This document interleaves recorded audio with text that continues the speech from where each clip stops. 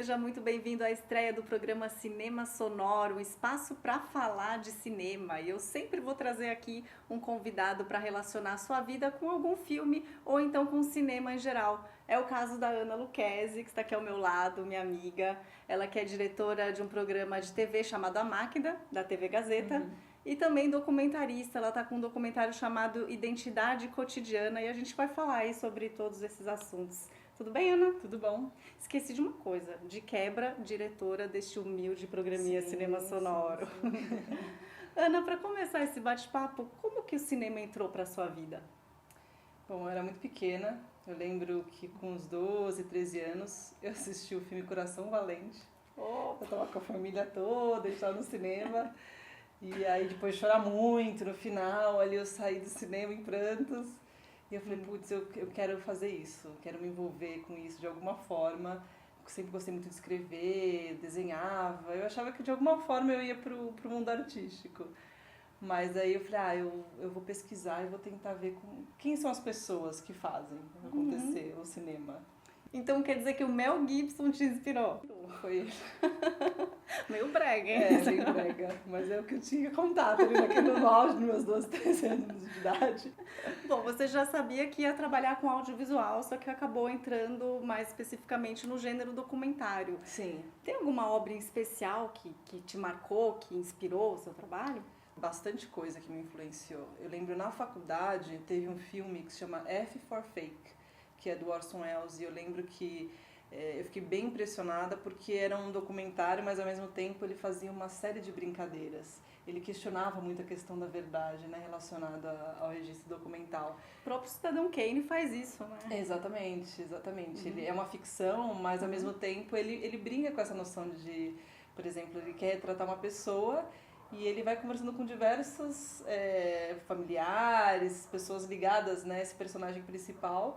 E aí você vai, mas eu achava que ele era assim, mas essa nova informação já fez com que eu mudasse de ideia. Então, o tempo inteiro ele é um cineasta que gosta de brincar com a questão da ilusão, mesmo fazendo documentário. Então, eu fiquei bem impressionada com esse tipo de documentário que era diferente do tipo, né, de formato que eu imaginava. Bom, você falou a princípio que eram várias referências, agora eu fiquei curiosa, quais são as outras? Na faculdade também eu comecei a pesquisar muito cinema observacional. Os cineastas que trabalhavam com isso, eles observavam muito uma situação e a partir daquela observação, de gravar muito tempo de material, eles tentavam na edição depreender alguma verdade, algum significado daquilo. E como eu também trabalhei muito como editora, eu comecei na edição, aquilo também era uma coisa que me fascinava muito. E mais tarde, 2 filmes me chamaram muito a atenção. Um deles é o Santiago, do João Moreira, em que o cineasta também entra no filme e coloca um pouco das fragilidades dele. Ele questiona a maneira como ele fez aquele filme no começo, depois como aquilo foi se transformando e revelando mais sobre ele até do que o próprio personagem principal da história. E tem outro filme da Petra Costa que se chama Helena, em que ela realmente se coloca ali no filme e eu achei muito interessante a maneira como ela traz poesia, ela traz assim, uma série de questões muito abstratas, né? Muito relacionadas a questões que fogem um pouco do que é o tradicional documentário, a informação, a notícia, e vai mais para um universo que não é tão explorado. Você citou exemplos de documentários que têm uma presença muito forte do autor. É o que você faz na sua obra? No Identidade Cotidiana, por exemplo, você retrata estrangeiros que estão morando aqui em São Paulo e aí mostra a visão deles da cidade. Você traz a sua visão também? Na verdade, quando eu comecei, eu gostava muito do gênero observacional. Então, eu explorei muito isso, né, nos trabalhos que eu fiz. Nem sempre eu me coloco, acho que o Identidade Cotidiana foi o trabalho que eu realmente quis brincar um pouco com isso, explorar essa proposta. O filme, na verdade, parte de um conflito interno meu, que eu nasci e cresci em São Paulo, e aí eu fui morar fora do país, fiquei um tempo fora, e quando eu voltei eu tive a nítida sensação de ser um estrangeiro na própria cidade. E a partir desse primeiro conflito, eu comecei a procurar estrangeiros que tinham escolhido São Paulo para viver e começar a conversar com eles sobre os meus questionamentos, os questionamentos deles, os conflitos que eles tiveram, tanto com relação à cidade, como a questão interna deles, né? São personagens na faixa etária dos 30, 40 anos que já tiveram, né, algumas mudanças aí no decorrer da história deles. Posso dar uma de psicóloga agora? Pode. O que você colheu, então, desse trabalho? Com relação à parte psicológica... Você falou dos seus conflitos. O estrangeiro, quando ele vem para uma cidade que não é a dele, ele não tem uma série de referências que a gente, por nascer nessa cidade, tem. E por não ter essas referências, ele é mais ousado às vezes. Então, me deu uma certa ousadia a conversa com eles de... Não sei, às vezes a gente não vai para algum local porque a gente acha que é violento, porque a gente acha que não... ali é para rico e eu não sou rica, né? Uma série de restrições bobas, né? Eu não vou andar de bicicleta porque ninguém anda de bicicleta. Não é uma cidade... Mas faz muito sentido isso mesmo que você está falando. Que, por exemplo, você vai para um outro país, você precisa arrumar um emprego, você vai fazer de tudo para conseguir aquilo, né? E quando você está na sua cidade, você se acomoda. Pode ser questão de estar acomodado, mas eu acho que é questão do medo mesmo. São Paulo realmente é uma cidade que você tem a possibilidade de viver uma série de vidas. Né? Você não precisa ir só nessa referência que você tem desde que você nasceu.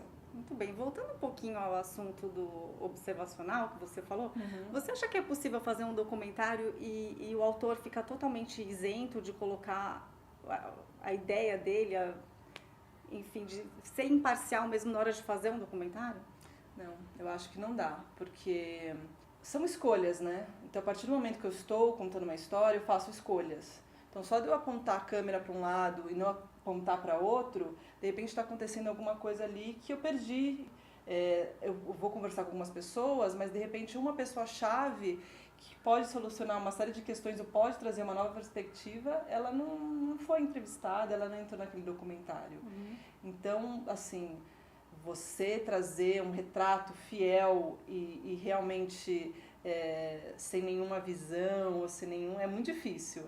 Mas, ao mesmo tempo, dá para você tentar fazer isso ao máximo que você puder. Você ir fazer uma investigação profunda.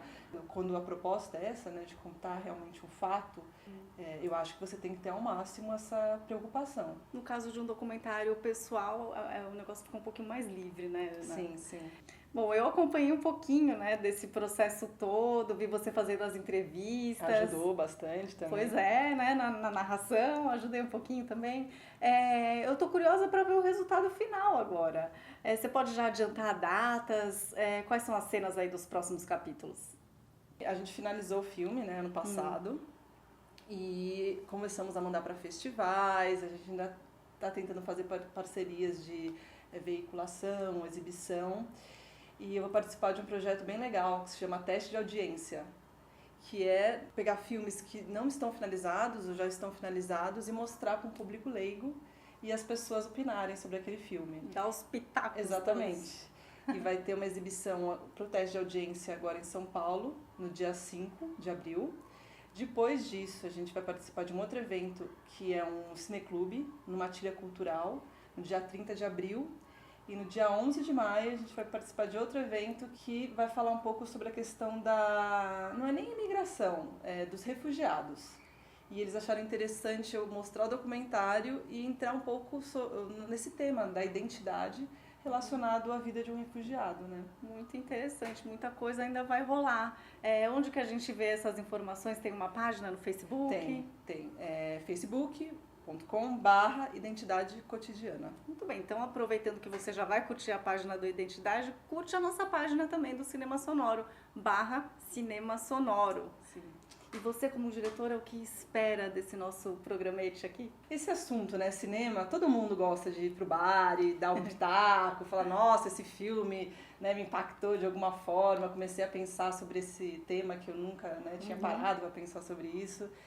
E você conversar com pessoas que têm alguma coisa muito especial para falar sobre isso, acho que já é bem legal. Opa, muita coisa, então. Sim. Obrigada, Ana, pelo bate-papo. Boa sorte, então, com esse documentário. E até a próxima. Tchau.